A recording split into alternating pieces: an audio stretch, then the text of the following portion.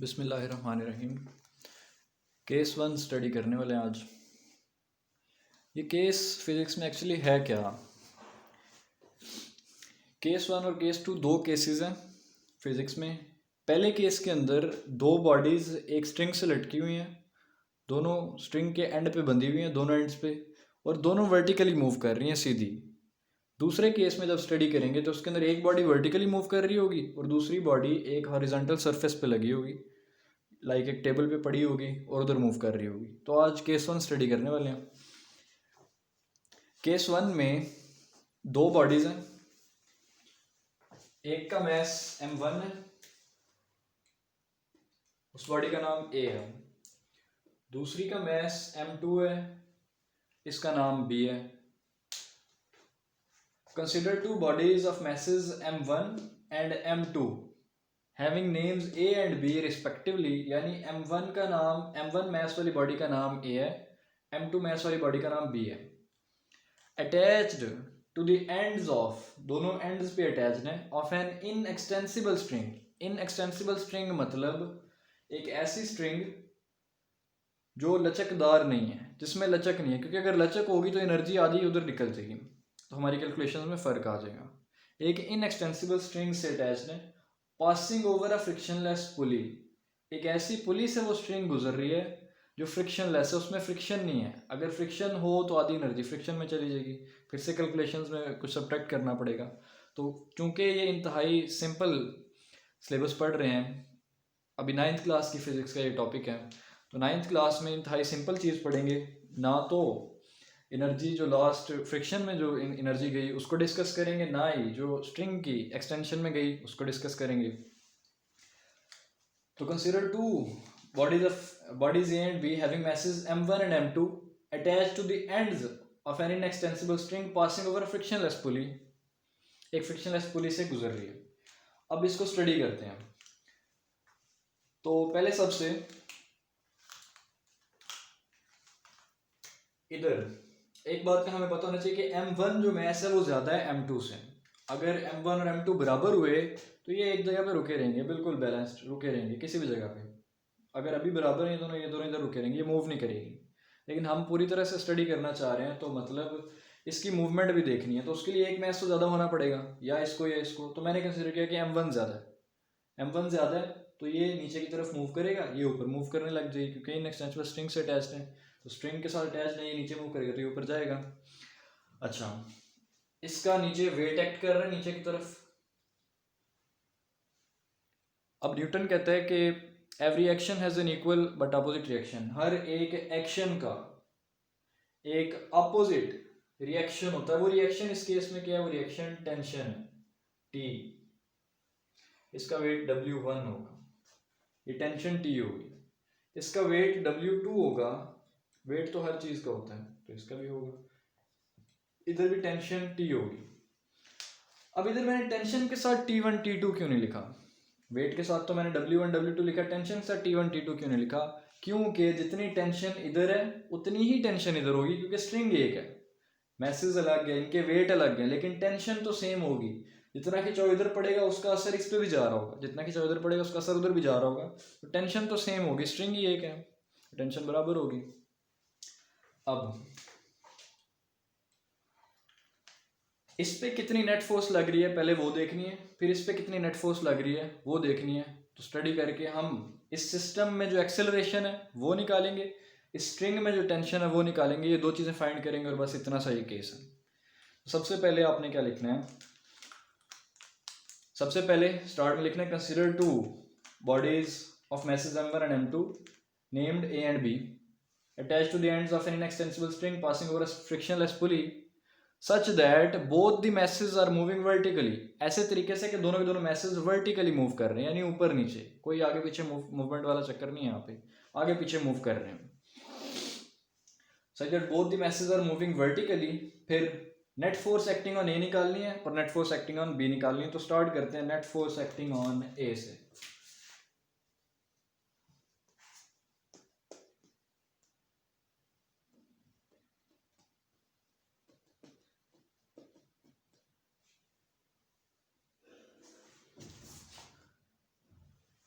ए पे कितनी net force लग रही है, इससे करते हैं शुरू। अब एक चीज याद रखनी है, फर्ज करें मेरे पास एक स्ट्रिंग है, ऐसे इसके साथ कोई भी बॉडी अटैच्ड है, ऐसे एक बॉडी मैंने स्ट्रिंग के साथ अटैच की, इसका वेट नीचे की तरफ एक्ट कर रहा है और ऊपर की तरफ टेंशन है। अब याद रखें, अगर मुझे बता दिया जाए कि ये बॉडी नीचे मूव कर रही है तो मुझे मानना पड़ेगा कि इसका वेट ज़्यादा है, टेंशन कम है। अगर मुझे ये बता दिया जाए कि वेट ज़्यादा है, टेंशन कम है, weight is greater than the tension, तो बॉडी मूव कर रही है डाउनवर्ड्स, मुझे खुद ही पता चल जाना चाहिए।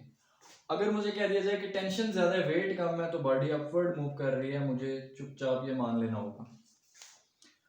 इस केस में आपको पता है कौन सी बॉडी नीचे मूव कर रही है और कौन सी ऊपर। ए नीचे मूव कर रहा है, बी ऊपर, क्योंकि मैंने कहा कि इनको बराबर नहीं रखना, कोई एक ज्यादा रखना है, मैंने ये ज्यादा रखा। बराबर क्यों नहीं रखना, बराबर होते ही रुके रहेंगे, ना एक्सेलरेशन होगी ना वेलोसिटी होगी, कुछ डिस्कस ही नहीं कर पाएंगे फिर। तो मैंने ए को ज्यादा रखा, ये नीचे मूव करेगा। अब m1 जब नीचे मूव करेगा तो इस बॉडी की अगर इससे रिलेट करके मैं बताऊं, वो बॉडी नीचे जा रही है, तो मुझे क्या मान लेना है, जैसे मुझे पता चला कि कोई बॉडी नीचे जा रही है तो मान लेना है कि वेट ज्यादा है उसके टेंशन से। तो ये वाला केस उस बॉडी के लिए और ये वाला केस इस बॉडी के लिए, तो मैं इसके साथ लिख देता हूँ ए बी। वेट ज्यादा है उसका, टेंशन कम है, इसके टेंशन ज्यादा है इसलिए ऊपर जा रहा है। अगर टेंशन बढ़ा दी जाए तो बॉडी ऊपर जाने लग जाएगी, वेट से कम होगा। तो इसके केस में टेंशन ज्यादा है, वेट कम है, तो मैंने ए बी लिख दिया। ये दोनों चीजें अभी नेट फोर्स को डिस्कस करते हुए काम आएंगी। तो पहले net force acting on A, F is equals to, दो फोर्सेस पे लग रही हैं, एक वेट है एक टेंशन है, ठीक हो गया। एक वेट है एक टेंशन है, वेट नीचे की तरफ लग रहा है तो उसके नीचे वाली वैल्यूज के लिए फिजिक्स में प्लस यूज करते हैं, तो प्लस W1 लिखूंगा। W1 प्लस लिखें या ना लिखें पहली टर्म के साथ तो फर्क नहीं पड़ता। जैसे G आपको याद हो, G की वैल्यू नीचे के लिए +10 होती है, नीचे अगर बॉडी आ रही है, ऊपर के लिए -10 होती है।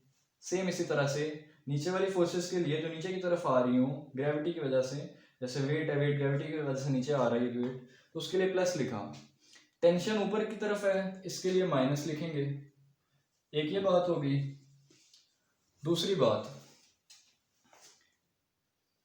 इनमें से अगर टेंशन ज्यादा हो तो मैं लिखता T - W1, लेकिन वेट ज्यादा है तो मैंने W1 - T लिखा। जब B की बात कर रहे होंगे तो उसके केस में मैं T - W2 लिखूंगा, उसका W2 होगा, ठीक है।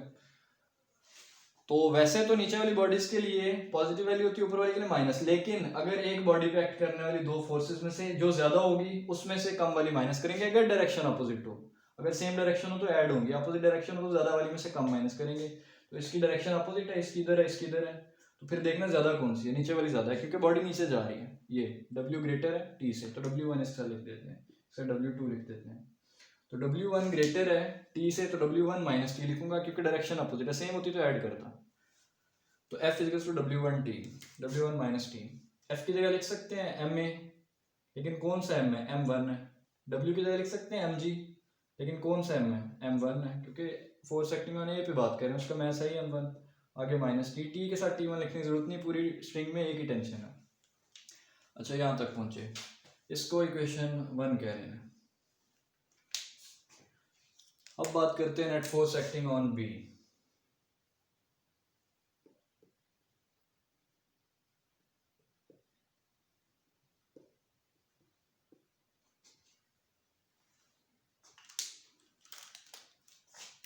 बी पे F इज इक्वल्स टू, कौन सी फोर्सेस लग रही हैं, एक वेट लग रहा है एक टेंशन, इनमें से ज्यादा कौन सी है, डायरेक्शन अपोजिट है, एक के साथ प्लस आएगा एक साथ माइनस, डायरेक्शन अपोजिट हो तो फिजिक्स में एक साथ प्लस एक साथ माइनस। लेकिन मैं देख लेता हूँ कौन सी ज्यादा वैल्यू है, वो प्लस, कम वाली माइनस, तो टेंशन ज्यादा है, ये लिखा हुआ है।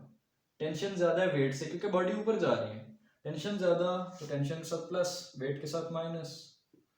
F की जगह लिख सकते हैं MA, लेकिन M कौन सा, M2, T की जगह T आएगा, इसके साथ 1 2 लिखने की जरूरत नहीं क्योंकि एक ही स्ट्रिंग है। W2 की जगह, W की जगह MG आ सकता है, लेकिन M2 होगा क्योंकि सेकंड मैथ्स की बात कर रहे हैं, इसे इक्वेशन 2 कह रहे हैं। अब इससे आगे इक्वेशन 1 और इक्वेशन 2 को अगर ऐड किया जाए तो A की वैल्यू मिल सकती है। ऐड कर देते हैं इन दोनों इक्वेशंस को, adding equation 1 and equation 2। Equation 1 और इक्वेशन 2 को ऐड करने से लेफ्ट साइड में ऐड होगी तो क्या बना, m1a plus m2a। Right side में ऐड होगी m1g minus T plus T minus m2g। ये लेफ्ट साइड लिखी m1g minus T plus T minus m2g लिख दिया। राइट साइड में ऐड होगी। अच्छा, माइनस टी प्लस टी कटा, ये कट गया इसीलिए मुझे पता था पीछे बच गया ए वाली वैल्यूज नहीं कट रही तो ए मिल जाएगा। तो इन दोनों में से ए कॉमन ले लिया, पीछे बचा m1 प्लस m2। इन दोनों में से g कॉमन ले लिया, पीछे बचा m1 माइनस m2। हमें a की वैल्यू चाहिए तो a के साथ जो चीज़ मल्टीप्लाई हो रही है वो इधर जाके डिवाइड हो जाएगी, m1 minus m2 over m1 plus m2 लिखा, ये m1 प्लस m2 आगे डिवाइड। ये जो g लिखा हुआ है इसे अगर साइड पे लिख दें तो समझ जाए कि इसका मतलब है ये ऊपर वाले दोनों के साथ मल्टीप्लाई ही हो रहा है। तो इस तरह से एक्सेलरेशन a की वैल्यू निकाली कि स्ट्रिंग में जो एक्सेलरेशन थी। अब इन दोनों इक्वेशन से टेंशन निकालनी है, दो चीज़ें बस बतानी है इसमें। पहले एक्सेलरेशन बता चुके, दूसरी टेंशन के लिए इन दोनों इक्वेशंस को क्या करना पड़ेगा, डिवाइड करना पड़ेगा। डिवाइडिंग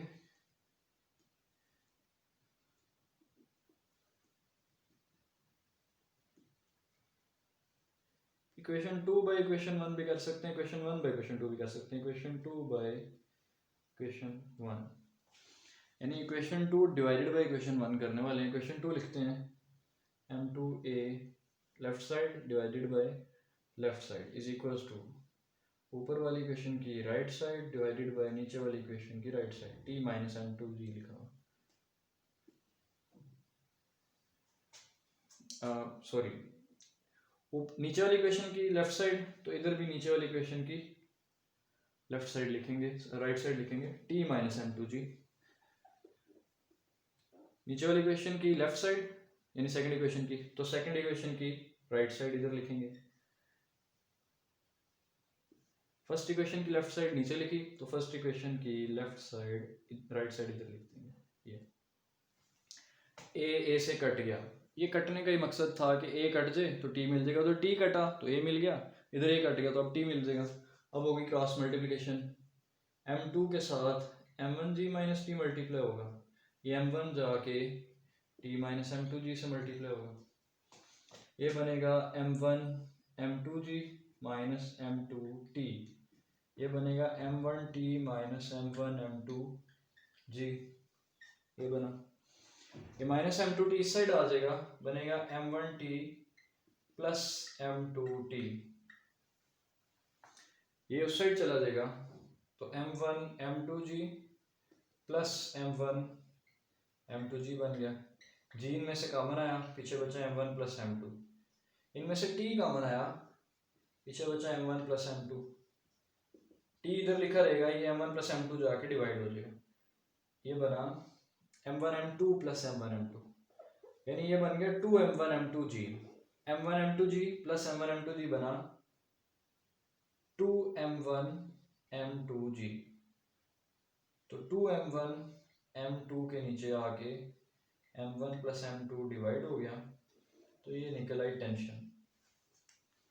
एक बार फिर से स्टार्ट से बताता हूँ इसमें क्या था।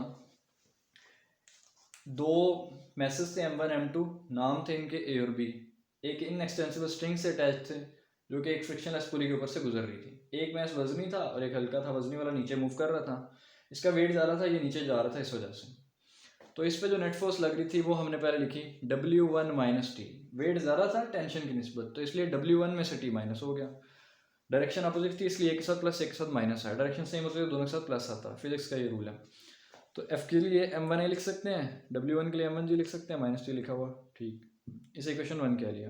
Net force acting on B के लिए नीचे वाली वैल्यू कम है, ऊपर वाली वैल्यू ज़्यादा, इसलिए बॉडी ऊपर की चली जा रही है, तो T माइनस W2 कर लिया, ऊपर वाली माइनस नीचे वाली कर ली, तो T माइनस M2g कर लिया, F के लिए M2a कर लिया।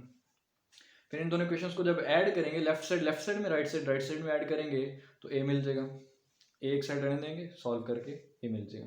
फिर जब इन दोनों को डिवाइड करेंगे, left side divide by left side, right side divide by right side, divide किया, हल करके t मिल जाएगा। t की value 2m1 m2 over m1 plus m2 बनी। ए की value m1 minus m2 over m1 plus m2 बनी।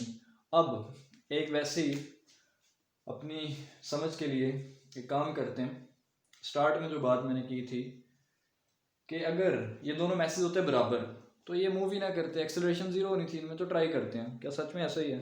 तो ये इस फार्मूले में ये जो फार्मूला है divided by m1 plus m2, ये बिल्कुल m1 m2 को इक्वल रखते हैं। तो m1 m2 जब इक्वल होंगे, इक्वल यानी 10 है फॉर एग्जांपल, ये भी 10 है, 10 माइनस 10 जीरो, तो ये पूरी चीज़ हो जाएगी जीरो जब ये मैसेज होंगे equal. Zero multiply by zero multiply by g zero divided by zero, सारा कुछ हो गया जीरो। तो क्या एक्सेलरेशन वाकई जीरो होगी जब ये वैल्यूज इक्वल होंगी? एग्जैक्टली, जब ये मैसेज इक्वल होंगे ये रुके होंगे एक जगह पे, इनके अंदर कोई एक्सेलरेशन प्रोड्यूस नहीं होगी। और अब बात करते हैं टेंशन की। टेंशन जब ये मैसेज इक्वल होंगे ना और दोनों को लटका हुआ, टेंशन इसमें बहुत ज़्यादा होगी। टेंशन का इससे मूवमेंट से कनेक्शन नहीं है, इसलिए हमने एक मैस ज़्यादा रखा ताकि इसमें एक्सेलरेशन एटलीस्ट हो, हम फाइंड कर सकें। अगर एक जगह पे होंगे मैसेज इक्वल होंगे तो फिर हम हल नहीं कर सकते थे, एक्सेलरेशन तक नहीं पहुंच पाना था। ये एक रीज़न थी कि हमने एक ना एक मैस, ये भी ज़्यादा रख सकते हैं उससे, तब भी आंसर ठीक आएगा। ये वाला ज़्यादा रखा ताकि ये नीचे की तरफ मूव कर रहा हो, और जो मैस ज़्यादा होगा उसमें से कम वाला माइनस होगा। m1 माइनस m2 फार्मूला ये, m1 माइनस m2, ज़्यादा वाले में से कम वाला माइनस होगा और डिवाइडेड बाय उन दोनों का सम इंटू जी। जी की वैल्यू 10 होती है, 10 मीटर पर सेकंड स्क्वायर, मल्टीप्लाई करेंगे उससे तो एक्सेलरेशन मिल जाएगी। तो ये हमने केस 1 स्टडी किया जिसके अंदर दोनों बॉडीज एक फ्रिक्शनलेस पुली के ऊपर से वर्टिकली मूव कर रही होती हैं। केस 2 में स्टडी करेंगे जब एक बॉडी नीचे मूव कर रही होगी और एक बॉडी हॉरिजॉन्टली मूव कर रही होगी। तो आज हमने केस 1 स्टडी किया।